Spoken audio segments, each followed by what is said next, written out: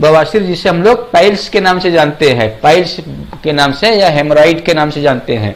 ठीक है, तो आपको बताया गया था दोस्तों, जिसे हम लोग सामान्य भाषा में अर्श भी कहते हैं, उर्दू में अर्श के नाम से जानते हैं। तो आप ये जो पाइल्स क्या होता है, जहां जिस रास्ते से जहां से संडास बाहर निकलते हैं उस जगह को एनस बोलते हैं।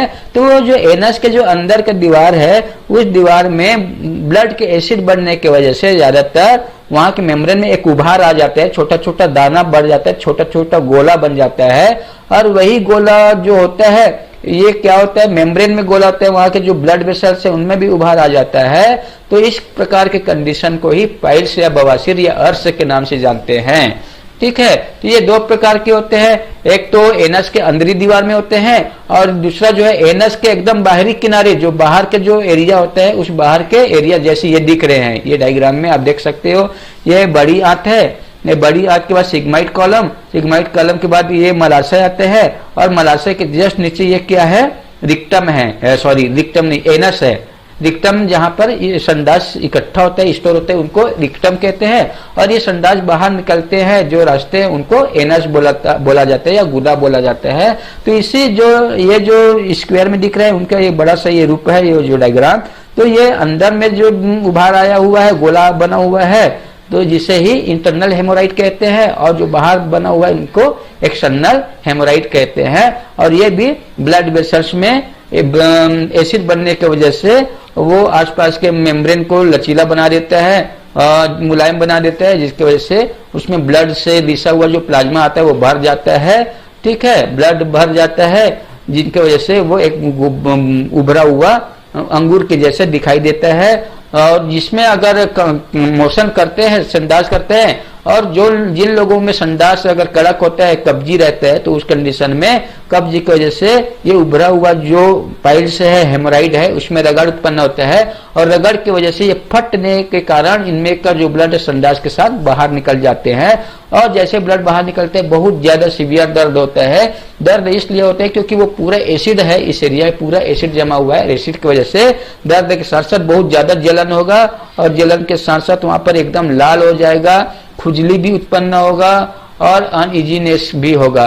तो ध्यान देना, जिन लोगों में अगर ये फट करके बाहर निकल जाता है ब्लड, तो ऐसे पाइल्स को, ऐसे बवासीर को खूनी बवासीर कहते हैं। और जिन लोगों में यह फटता नहीं है और ऐसे उभरा उभरा रहते हैं, तो ऐसे कंडीशन को बादी बवासीर कहते हैं। तो ये बवासीर दो प्रकार के होते हैं, एक खूनी बवासीर जिसमें ये फट जाता है तो खून आते हैं, जिसे खूनी बवासीर कहते हैं, और अगर ये ना फटा तो इसे बादी बवासीर के नाम से जानते हैं। तो आइए देखते हैं क्या होता है। इसे बवासीर यानी पाइल्स को अर्श भी कहते हैं, या एनस के भीतरी भाग या बाहरी किनारे पर होती है। इनमें एनस की नसें फूल जाने से वहां की त्वचा फूलकर सख्त हो जाती है, कड़क हो जाते हैं, और अंगूर की भांति एक दूसरे से जुड़े हुए उभर कर आती है, जिसमें रक्त भी बहता है, उसे खूनी बवासीर कहते हैं। और जिसमें खून नहीं आती उसे बादी बवासीर कहते हैं, जैसे कि आपको बताया गया है। तो दोस्तों, अब ये जो बवासीर होते हैं उनके क्या क्या कारण है, तो आइए जानते हैं कि बहुत सारे कारण हैं। तो जो लोग ज्यादा समय तक कब्जी रहते, जिन लोगों को ज्यादा समय से, काफी सालों से, काफी महीनों से कब्ज का शिकायत है, कॉन्स्टिपेशन है, कॉन्स्टिपेशन की वजह से वो एकदम कड़क कड़क मोशन आता है, तो उसके वजह से, कब्ज की वजह से पूरे अतड़ी में, पूरे रिक्टम में, पूरे एनस के एरिया में एसिड का जमावट आ जाता है। ब्लड में एसिड का जमावट की वजह से कब्जी आता है। ठीक है, तो ऐसे कंडीशन में ये पाइल्स होने के चांसेस बढ़ जाते हैं। इनके अलावा जो लोग ज्यादा सवारी करते हैं, ज्यादा सफर करते हैं बैठे बैठे, या जो लोग ज्यादातर सीट में बैठे हैं, जिनका एकदम आरामदायक काम है, दिखने में आरामदायक है मगर बैठना उतना ही आसान नहीं है जितना हम लोग समझते हैं।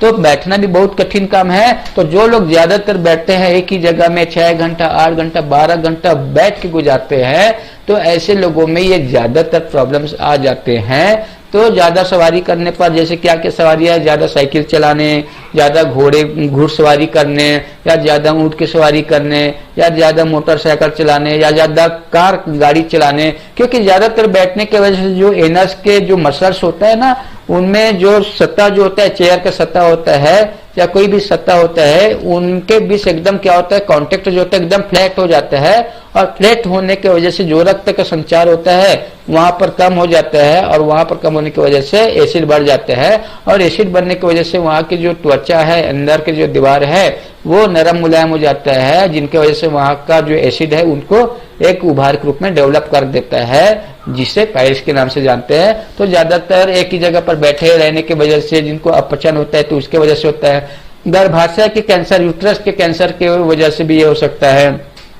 जो लोग ज्यादा समय तक कुर्सी में बैठते हैं, जैसे कि अभी आपको बताया, जो लोग ज्यादा समय तक कुर्सी में बैठते हैं तो ऐसे लोगों में पाइल्स ज्यादातर होते हैं। इनके अलावा गद्दे या तकिया में बैठने पर ज्यादा समय तक होने से क्या संपर्क, जो आपको बताया, किसी भी ज्यादा कोई भी जगह में ज्यादातर बैठने पर ये जो एनस एरिया है, बटक के एरिया, वो क्या हो जाता है, फ्लैट हो जाते हैं, जिनकी वजह से उस एरिया में हवा का संपर्क नहीं हो पाता है। जो पाइल्स, बवासीर या पाइल्स के अलावा फिशर्स है, फिस्टुला है या एब्सेस है, ये सब एक कारण है। प्रोलेप्स ऑफ रिक्टम है, सबका ये सब कारण है। ठीक है, तो ये आप लोग ध्यान देना कि सब आपस में भाई भाई है। ठीक है, रूप थोड़ा चेंज है, ठीक है, मगर होने का सब कारण मैक्सिमम 90% एक ही होता है, चाहे पाइल्स का हो, चाहे फिशर का हो, चाहे प्रोलेप्स ऑफ रिक्टम का हो, चाहे फिस्टुला का हो। ये आप लोग ध्यान देना, चाहे एनल एब्सेस का हो।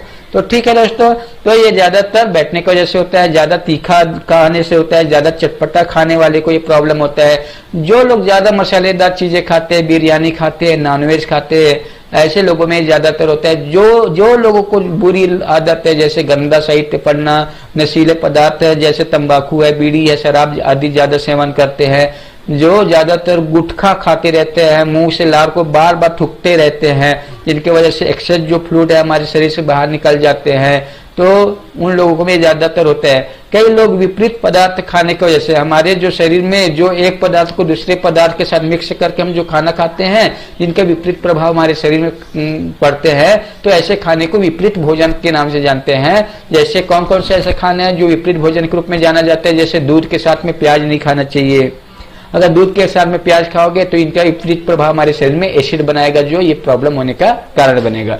इसी प्रकार दूध के साथ लहसुन नहीं खाना, दूध के साथ नमक नहीं खाना, ठीक है, या दूध के साथ मांस मछली नहीं खाना, ठीक है। तो ये सब खाने से शरीर में एक प्रकार से एक्सेस, अब असामान्य एसिडोसिस होने का चांसेस बढ़ जाता है, जो शरीर में पाइल्स होगा, अन्य एसिड से रिलेटेड बीमारी उत्पन्न करता है। इनके अलावा कई लोगों में लीवर की खराबी होने की वजह से होता है। लीवर जो हमारे शरीर का केमिकल फैक्ट्री होता है, तो जितने रिक्वायरमेंट में शरीर के सेल को काम करने के लिए मिनरल्स है, जो भी फैक्टर्स है, वो ठीक से सप्लाई नहीं कर पाते, जिसकी वजह से शरीर में ब्लड में एसिड बढ़ जाते हैं।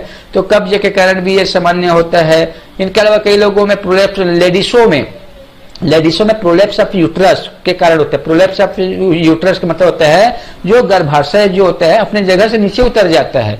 जो हमारे शरीर में जितना भी अंग है, उन सभी अंगों का एक अपना निश्चित जगह होता है। अगर कोई भी अंग अपने निश्चित जगह से थोड़ा सा इधर उधर हट जाता है, सरक जाता है, तो उसी को ही प्रोलेप्स ऑफ ऑर्गन्स या प्रोलेप्स ऑफ टिश्यूज के नाम से जानते हैं। अगर डिस्प्लेसमेंट ऑफ ऑर्गन्स के नाम से जानते हैं, तो कई लोगों में, लेडीसों में जो गर्भाशय होता है वो डिस्प्लेसमेंट हो जाते हैं, नीचे उतर जाते हैं, जिसे प्रोलेप्स ऑफ यूट्रस के नाम से जानते हैं। और कई ऐसे पुरुष है जिनका प्रोस्टेट ग्लैंड बढ़ जाता है, तो ऐसे लोगों में ये बवासीर होने का कारण बनते हैं। ठीक है दोस्तों, तो आइए चलते बवासीर के क्या क्या ऐसे लक्षण है। तो आप देख सकते हो कि बवासीर में जो लक्षण है, ये जो डायग्राम दिख रहे हैं, तो ये एनस है। एनस के अंदरी दीवार में ये उभार या गोलाकार जो एक उभार दिखाई देता है, जिसे हेमोराइड या पाइल्स या बवासीर या अर्श के नाम से जानते हैं, जो ब्लड में एसिड बनने की वजह से होते हैं, इन्फेक्शन की वजह से हो सकते हैं, कब्जी की वजह से, बहुत सारे ऐसे आपको कारण बताया है। तो कोई भी कारण इनमें से हो सकते हैं, आपको ध्यान रखना है। तो कारण कोई भी हो, ये सभी कारण, सबका एक कारण है, इनके शरीर में पानी तत्व की कमी। उस रोगी के शरीर में पानी तत्व की कमी है, तो उस कारण को ठीक करने के लिए आपको क्या करना है? पानी ज्यादा पीना है, रोगी को ज्यादा पानी पीना है। तो ऐसे कंडीशन में आप क्या क्या लक्षण आएगा उस रोगी में बवासीर के कारण? तो एनस मार्ग में जलन होगा, एसिड बनने की वजह से जलन आएगा, वहां पर दर्द होगा, उभार आया है, वहां का मसल्स में अनावश्यक दबाव आएगा तो दर्द आएगा। एसिड बनने की वजह से वहां पर खुजली बढ़ेगा, वहां के मसल्स में अनावश्यक उभार आने की वजह से, अनावश्यक जगह गिरने की वजह से वहां के मसल्स में तनाव आएगा, जिनकी वजह से जकड़न होगा, अकड़न होगा।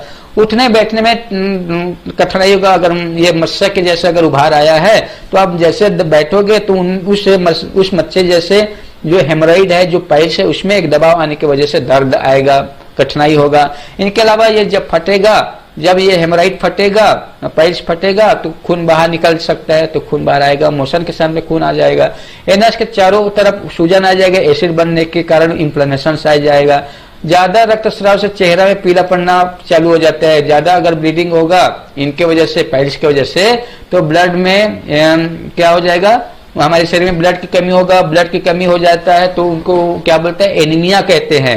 रक्त की कमी होने के कंडीशन को एनीमिया कहते हैं। और जिन लोगों में एनीमिया होगा, खून की कमी होगा, तो उनका शरीर क्या दिखाई देगा, पीला कलर दिखाई देगा। ध्यान देना, पीला कलर दिखाई देगा, ये आप लोग को ध्यान रखना है। और साथ में संडास करने पर, संडास में तो बहुत बदबू आएगा, साथ में ही एनस के आसपास रास्ते में एकदम एसिड जमने के कारण, वहां के मसल्स में एसिडोसिस कंडीशन होने के कारण, वहां पर इन्फेक्शन की जमा होने के कारण एक प्रकार से विशेष स्मेल आएगा, बदबू आएगा। और मोशन इतना सड़ा हुआ रहता है कब्जी की वजह से, अपचन की वजह से, तो गैस छोड़ने पर भी बहुत ज्यादा बदबू आएगा। साथ में जोड़ों में कमर में दर्द और जांघों में दर्द रहेगा इस प्रॉब्लम की वजह से। अंडकोश और पेनिस में दर्द के साथ साथ एसिड बनने की वजह से सिर में भी दर्द आएगा। तो एसिड बनने की वजह से जितना भी सिम्टम्स है, लक्षण है, वो लक्षण कोई भी आ सकता है। यहाँ पर बहुत कम संख्या में आपको लक्षण बताए गए हैं एसिडोसिस के। ऐसे एसिडोसिस के बहुत सारे लक्षण हैं, जो कोई भी लक्षण कभी न कभी हो सकता है। तो ये लक्षण, ये भी एक लक्षण है, मगर कारण क्या है, एसिड का बढ़ना।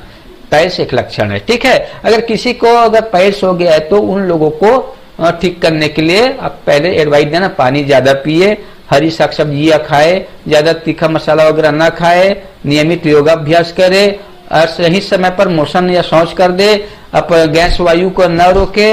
अगर कब्जी आ रहा है तो कब्जी को दूर करने के लिए आप थोड़ा सा पेट से रिलेटेड योगा करो, पानी पी पी करके योगा करो, जिससे वहां जमा हुआ कचरा नरम हो जाए, मुलायम हो जाए और अच्छी तरह से प्रेशर आ जाए। जरूरत पड़े तो सप्ताह में 1 या 2 दिन क्या करना, एनिमा ले सकते हैं, बस्ती क्रिया कर सकते हैं, या जुलाब का कोई चूर्ण ले सकते हैं अगर कब्जी है तो, ठीक है। तो पेट पूरी तरह से साफ हो, जिससे ये ठीक होगा, ठीक है। ये जब तब तक ठीक नहीं होगा जब तक आपका पेट साफ नहीं होगा। तो पेट जब तक साफ होगा तब तक ये प्रॉब्लम ठीक हो जाएगा, ठीक है। तो पेट साफ रखना जरूरी है।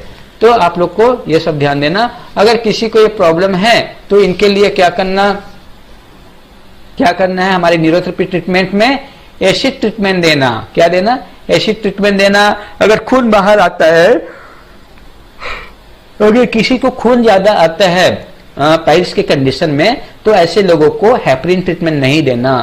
हेपरिन उन लोगों को देना जिनके शरीर में कहीं पर भी ब्लीडिंग नहीं है, खून में क्लॉट फंसा हुआ है, खून ज्यादा गड़ रहा है, तो ऐसे लोगों को हेपरिन ट्रीटमेंट देना, अन्यथा हेपरिन ट्रीटमेंट नहीं देना है, ठीक है। तो खासकर उन लोगों को जिनको पाइल्स है, उनको ऐसे ट्रीटमेंट देने से ही फायदा हो जाते हैं। साथ में आप हाइड्रोसिल पॉइंट या ट्रायंगल पॉइंट भी दे सकते हैं। अगर आप लोगों को ये दोनों पॉइंट नहीं बताए हैं तो अगला लेवल में आपको ये पता चल जाएगा। तब तक आप उस रोगी को एसिड ट्रीटमेंट देना, पेट सेट करने के लिए ट्रीटमेंट देना, कब्जी को दूर करने के लिए normal Ajay normal, fast Ajay normal या ओल्ड यूडीएफ ट्रीटमेंट आप लोग दे सकते हो, ठीक है दोस्तों। तो फार्मूला बहुत सारे हैं, जैसे जैसे कंडीशन है, जैसे जैसे कारण बनता है उस रोगी के शरीर में, तो ऐसे वैसे ट्रीटमेंट कारण के अनुसार चेंज कर सकते हैं।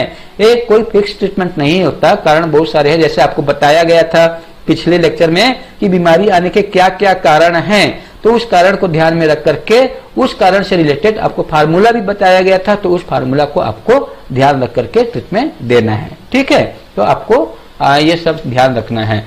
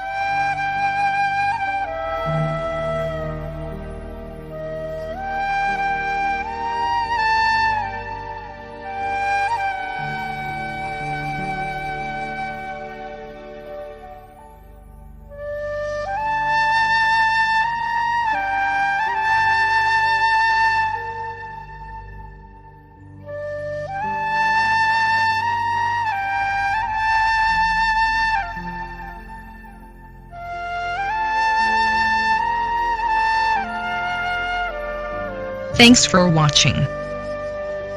Please like and share this video. And don't forget to subscribe.